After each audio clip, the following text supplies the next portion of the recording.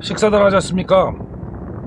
요즘 오토바이 라이딩을 즐기는 분들의 아주 좋은 시기죠. 예, 라이딩하기 정말 좋은 때입니다. 밖에서 일하다 보면은 하루에 오토바이 소리만 수십 번 들릴 정도로 많이들 다니시는 것 같습니다.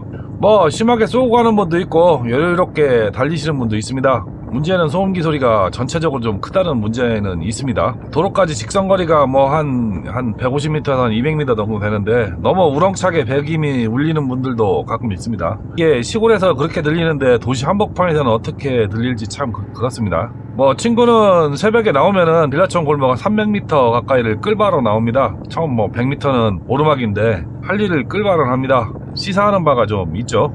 오늘 이야기는 라이딩하는 라이더가 절대 해서는 안 되는 집, 민폐짓거리, 그런 거에 대해서 이야기해볼까 합니다. 한마디로 같은 라이더로 서로 용납이 안 되는 짓이나 목숨이 왔다 갔다 하는 짓에 대한 이야기입니다. 아마도 자동차 운전하면 그렇게까지 하지 않는다고 하지만은 오토바이의 순발력과 특성을 이용해 무리하게 운전하시는 분들이 많은 것 같습니다. 또한 오토바이 안전교육이나 라이딩 스쿨, 선배 라이더의 가르침을 배우지 않고 무대뽀로 그냥 운전하시는 분들이 많아서 그런 듯 하기도 하고요. 참 어이없는 주행을 하시는 분들이 가끔 보입니다. 가끔 저런 양반들은 목숨이 여러 개인가 하는 생각도 드는 경우가 좀 있죠. 그렇게 주행하는 일은 나뿐만 아니라 남에게도 피해를 끼치게 하는 행동이라는 점을 그분들은 인지를 못하는 듯합니다. 그럼 차근차근 알아보도록 하겠습니다. 첫 번째, 무리한 추월, 칼치기, 차간주행. 정말 유튜브나 라이딩 하다 보면은 거지 깽깽이처럼 오토바이 타는 인간들 좀 있죠. 아마도 소음기 다음으로 욕 많이 먹고 있는 부분이 아닌가 할 정도로 일반 자동차 운전자들에게 욕먹는 부분이 아닌가 합니다. 뭐 중앙선 침범해서 추월하거나 칼치기나 아니면 차간 추월, 차간 운행 뭐 다 포함됩니다. 일반 자동차들이 뭐 차에 따라서 좀 보면 속 터지는 경우가 있긴 합니다. 라이더나 자동차 운전자 다 똑같습니다. 터지는 거는 다 똑같죠. 자동차 운전자는 칼치기 추월 안 하고 싶겠습니까? 다만 참을성의 차이고 준법 정신의 차이가 아닌가 합니다. 일반 자동차 운전자들도 용인할 정도의 추월은 누구나 인정할 만합니다. 가끔 국도에서 보면은 대열로 떼빙하는 라이더분 앞에 로드가 치고 나간다고 반대편 차선에서 차 오는데도 줄지어 추월하는 장면이 가끔 보입니다. 반대편 차선 운전자가 운전에 능숙한 사람이면 다행이지만은 만에 하나 딴짓을 한다거나 운전 대처 능력이 떨어지는 분이라면은 정말 큰일이 나거나 평생 들을 욕 한 번에 듣게 되겠죠. 간혹 블라인드 코너에서 추월하는 분들이 있습니다. 뭐 목숨이 여러 개 가지고 다니시는 분 같습니다. 이런 분들은 차가 와도 그냥 밀고 오거나 뻔히 보이는데 안 죽고 싶으면 네가 피하라는 식으로 밀고 오는 경우가 간혹 있는데 많이 당황스럽죠. 또 멀리 오토바이가 오면 일부러 그러는 것처럼 밀고 오는 경우도 있습니다. 오토바이는 도로를 많이 차지하지 않으니까 충분히 피할 수 있다는 피해줄 거라는 생각으로 그러는 듯 합니다. 오토바이가 추월 가속이나 오르막 가속력이 좋다 보니 맘 놓고 그러는 분들이 많이 보이는 것 같습니다. 또한 시내길에서 노견주행이나 차간 주행하시는 분도 많습니다. 특히나 신호등에서 그런 짓 많이 하죠. 줄을 쭉 서 있는데 차 사이로 막 삐집고 들어가고 맨 앞에 서거나 아니면 우회전 차로에서 신호 바뀌면 튀어나가죠. 네, 제가 예전에 우유 배달 대리점할 때 많이 해봤습니다. 출근 시간에. 그러다 하루는 꼬리 물고 달려오는 신호위반 차량에 뒤질 뻔했죠. 사람이 엄청 붐비는 사거리에서 잭라이프를 했습니다. 시티백 가지고요. 요구르트 우유 다 날라가갖고 지나가던 대학생들이 막 주워주고 개 쪽팔리면 다 팔았죠. 아마도 자동차 운전하시는 분들은 지나가면서 많이 웃었을 겁니다. 통쾌하다는 분도 있었을 테고요. 아침부터 통쾌한 모습을 보여줬으니 말입니다. 요즘 같으면 유튜브에 우유배달 딸베이 최후 이런 쇼츠 영상이 막 돌았을 거라고 생각하면 진짜 끔찍하죠. 이렇게 어떻게 될지 모르는 겁니다. 내가 위반을 하면 상대방도 위반을 할 수 있다고 생각하고 운전하셔야 됩니다. 운전은 법으로도 규정이 있지만 운전자 간의 약속입니다. 내가 안 지키면 상대도 안 지킬 확률이 높아지는 거죠. 그리고 차간 간격이 좁은 곳을 비집거나 동차선 추월을 하는 라이더들이 좀 있습니다. 그리고 얌체 미꾸라지처럼 이리저리 빠져다니면서 칼치기 운전을 한다. 운전하는 본인이 아무 상관없겠죠. 그러나 자동차 운전자는 옆으로 휙 지나가는 오토바이에 놀랄 수도 있습니다. 욕 안 하겠습니까? 욕 많이 드시면 오래 산다고 하죠. 이런 경우는 아닐 겁니다. 자동차 운전자가 갑자기 차선 안 지키고 추월 순간에 차선 변경하다 사고 나는 장면 간혹 한문철 TV에 올라오죠. 그게 내가 될 수도 있다는 겁니다. 또 오토바이가 동차선 추월하는 경우도 있죠. 예, 여유있게 경치 구경하면서 유유자적하고 가고 있는데 동차선으로 휙 지나가는 라이더들이 있습니다. 배기관 순정도 아닌 소리에 겁나 큰 소리 내면서 휙 하고 지나가면 뭐 저도 쌍욕합니다. 하물며 자동차 운전자들은 얼마나 욕을 할까요? 쫓아가서 그냥 뭐 하고 싶지만 못 따라가죠. 겁나 빨리 도망가죠. 오토바이 타면서 추월 안 하고 탈 수는 없을 겁니다. 완전히 자동차와 똑같은 운전을 한다면은 오토바이 탈 이유가 없다고 하시는 분들도 간혹 있고요. 그러나 적당히 하라는 전제가 있어야 합니다. 무대뽀로 간만 부어서 라이딩 하다 보면은 나뿐만 아니라 그 사고에 휘말린 남에게도 피해를 줄 수 있음을 명심하셔야 합니다. 두 번째, 신호위반 과속. 이 이야기는 사고 확률이 가장 높고 사망 확률도 가장 높은 사고 원인이라고 제가 얘기를 했습니다. 항상 하고 있고요. 뭐 오토바이 타면 한번 땡겨보고 싶은 심정은 이해합니다. 그 맛으로 오토바이 탄다는 분들도 있습니다만은 적당히 한 번 정도이지 출발지에서 목적지까지 계속 땡기는 것은 저는 아니라고 생각합니다. 뭐 알차나 F차는 물론이고 네이키드 어드벤처 뭐 아메리칸 가리지 않고 땡기고 다니죠. 땡기는 것이 무조건 미덕인 양 할리보다도 더 잘 나간다고 자기 오토바이 자랑하시는 분도 보았습니다. 제 미라주도 눈 딱 감고 땡기면 200km 나갑니다. 저도 땡기라면 땡기고 다닐 수 있지만 법과 양심 사이에서 많이 갈등하면서 가끔은 한 번씩 땡겨봅니다. 아무리 땡겨도 앞 인드실드 때문에 150 이상 땡기면 앞 핸들이 털려서 더 이상은 뭐 땡기지는 못합니다. 한 번쯤 기분 내려고 땡기는 것은 눈 감아줄 수 있는데 줄창 땡기는 라이더들도 많죠. 400km를 넘는 오토바이가 과연 150km 이상 되는 속도에서 위급 상황에 통제가 될까라는 생각도 해봅니다. 150km 이상의 속도에서는 훈련된 숙련 라이더도 오토바이를 통제하는 것은 쉽지 않은 일입니다. 그런 능력이 있으면 오토바이 경기하는 레이서가 경기 중 사고를 내는 일이 없겠죠. 제 생각은 제동거리나 오토바이 반응을 통제하려면 한계는 한 130에서 140 이쪽 저쪽 정도가 한계가 아닌가 합니다. 또 과속이라는 것이 신호 위반을 하게 만들죠.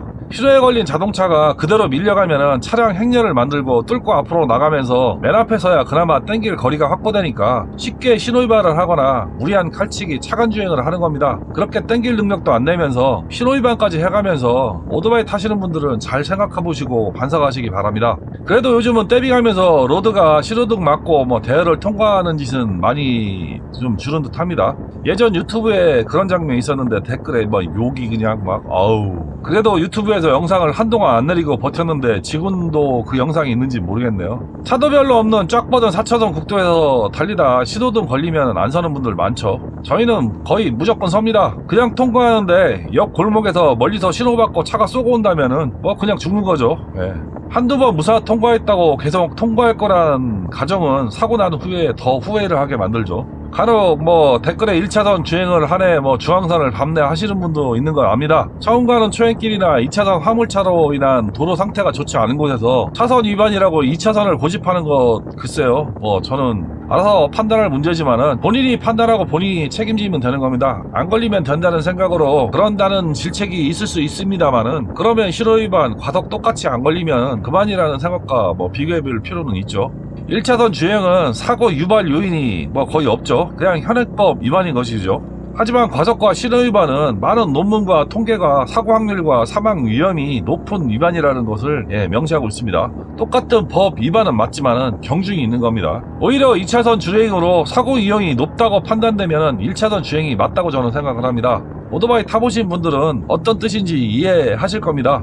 2차선은 화물차로 인한 도로 파손이나 울퉁불퉁한 도로면 시골 4차선 도로에서는 경운기도 트럭터도 다닙니다. 그리고 그들은 골목에서 확인도 안하고 막 4차선 도로로 밀고 막 들어오죠. 사고 나면 보험도 없어요. 농기구는 번호판도 보험도 없어도 운행이 됩니다. 2차선 고집하다 개조금 될 수 있는 상황인데 2차선을 고집해야 되는 건가요?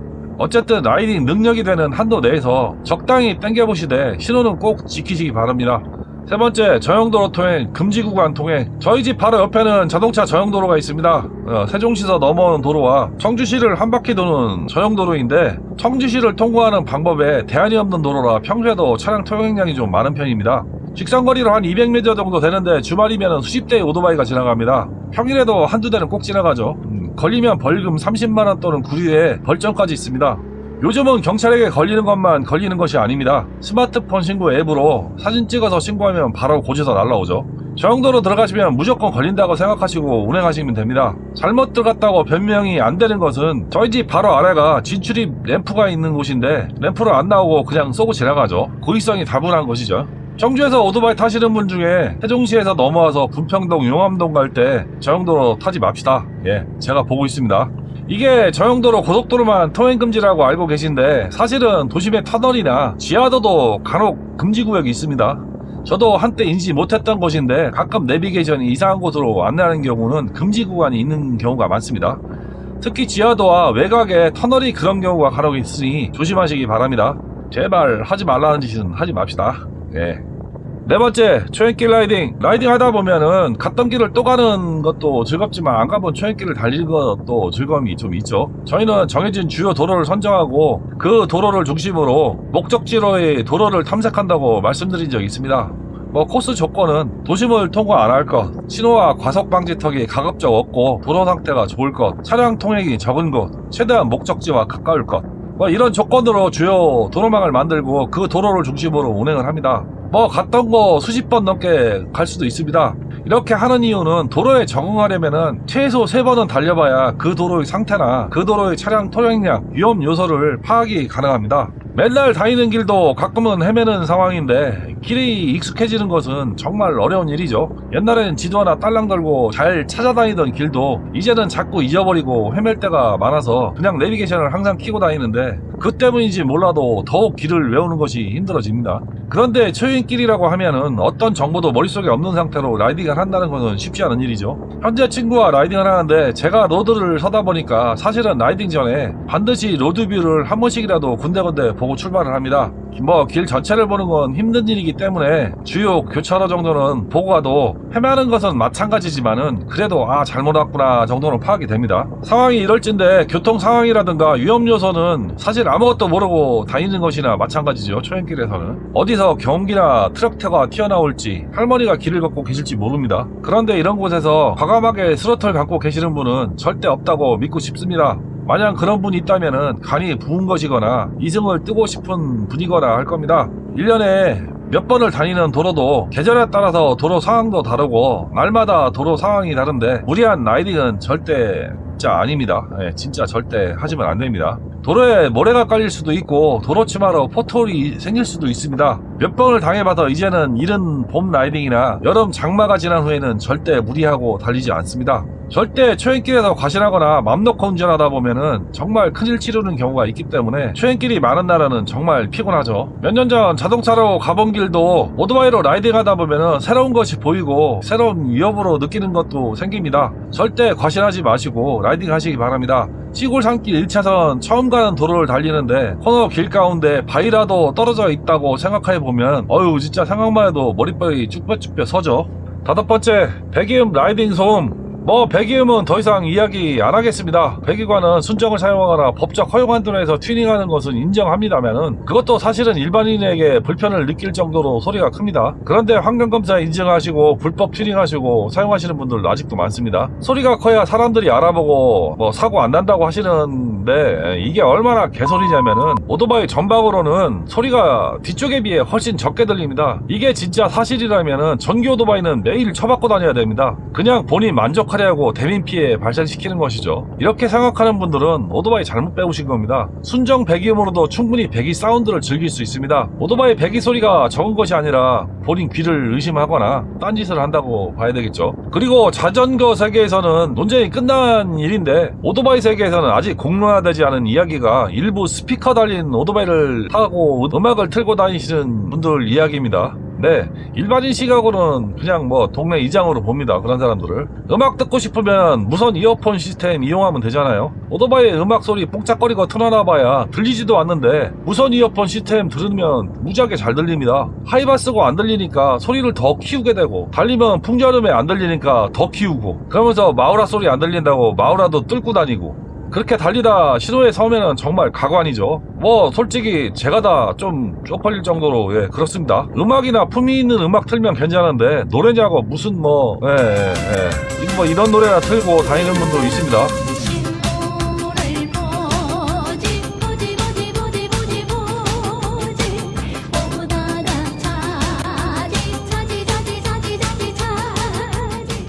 오토바이 타시는 분들 컬러링이 강하신 것은 인정합니다만은 이런 것은 정말 아니지 않습니까? 정말 간만에 교회 나가면 조용하게 여유있게 타는 것만으로도 충분히 즐거운데 본인의 행동으로 남에게 피해주는 행동을 하면서까지 즐기는 것은 민폐입니다. 특히 음악소리 크게 들으시는 분들은 진짜 나이 먹은 겁니다. 예. 아니 그냥 나 늙었다라고 자랑하고 다니는 거하고 똑같습니다. 좀 자중을 해주셨으면 하는 바람이 있습니다. 6번째, 촉박한 일정과 변수.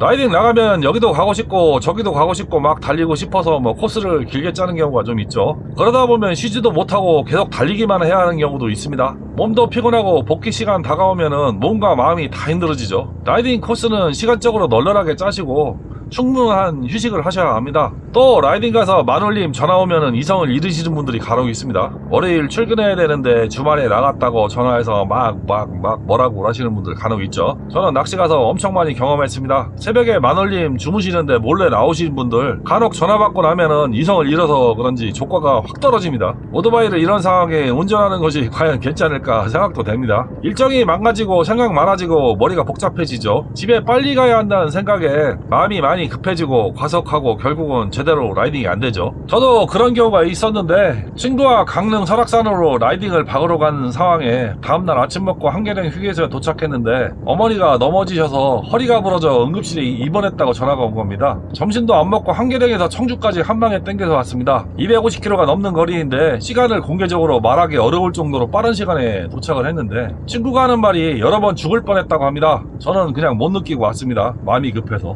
그냥 눈 뒤집혀서 왔다는 얘기죠. 결국은 엔진 실린더 가스켓이 터져서 엔진을 오버하고 미라조 650의 실연의 출발점이 여기가 됩니다. 여러 번 이야기해서 아는 분은 아시겠지만은 오버로 조립을 잘못해서 냉각수 임펠러를 잘못 조립해갖고 한 3년 고통을 받았죠. 오토바이는 고치면 되는데 사람 목숨은 못 고칩니다. 그때 이후 한 번도 박으로 라이딩 간 적이 없습니다. 가급적이면 새벽에 나가더라도 저녁에 해 떨어지기 전에는 집에 들어오는 것을 불문율처럼 생각하고 라이딩을 합니다. 반드시 출발 전에는 가족에게 어디 간다, 언제쯤 돌아온다, 그 정도는 반드시 가족들에게 밝히시고 나가시기 바랍니다. 그래야 기다리는 사람도 안 궁금하고 안 기다립니다.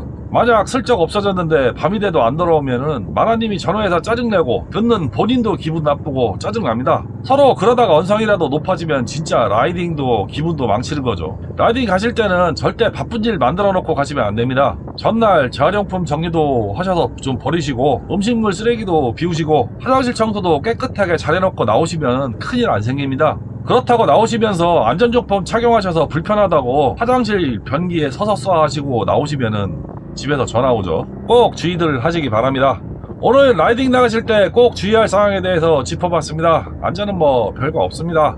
천천히 경치 구경하면서 쉬엄쉬엄 다니시면은 절대 사고 나는 일은 없습니다. 간만에 나왔으니 기분 낸다고 오버하면은 큰일 치르는 거죠.